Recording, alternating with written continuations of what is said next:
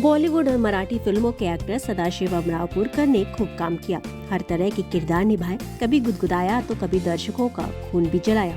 आज हमारे बीच वो तो नहीं है, लेकिन उनसे जुड़ी तमाम यादें और उनकी फिल्में मौजूद है।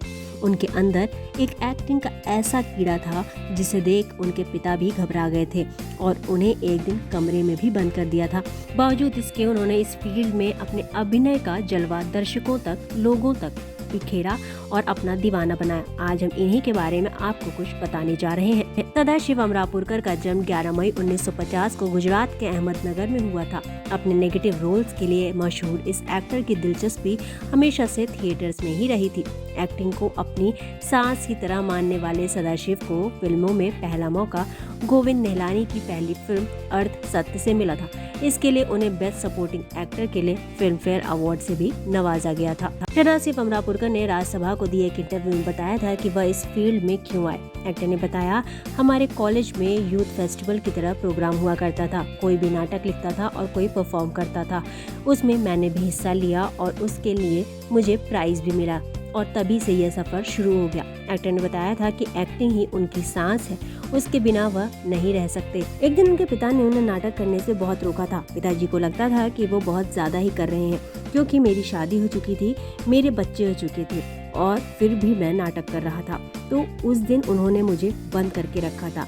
उस वक्त मुझे एहसास हुआ कि मैं नाटक के बिना कुछ नहीं कर सकता और फिर मैंने पिताजी को चिल्लाकर कहा कि आप रोकेंगे तो भी नहीं रुक पाऊंगा और तभी से मुझे इसकी लत लग गई थी। सदाशिव ने बताया था कि जब उन्होंने महाराष्ट्र राज्य नाटक कंपटीशन में हिस्सा लिया था तो उनको प्राइज भी मिला था और बाहर के प्रोड्यूसर्स ने उन्हें बुलाना शुरू कर दिया था और फिर उसके उन्हें पैसे मिलने लगे थे।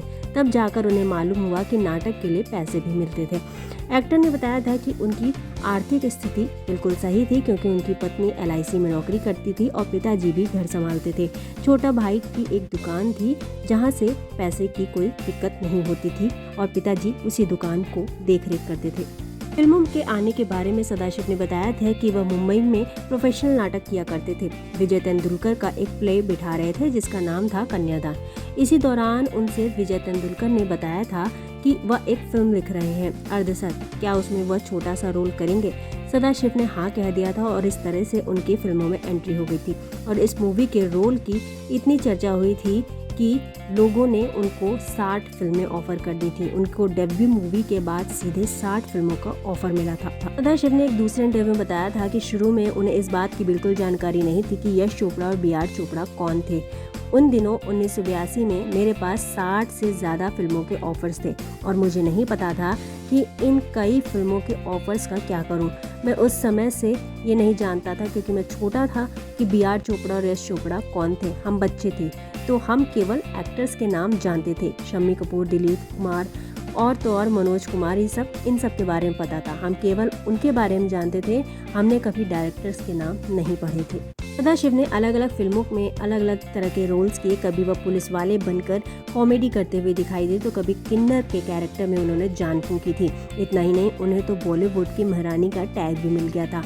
मीडिया रिपोर्ट्स के मुताबिक बताया जाता है कि एक्टर अपने गाँव अमरापुर में एक घर बनाकर रहना चाहते थे, लेकिन तबीयत खराब होने की वजह से उनका ये सपना पूरा नहीं हो सका।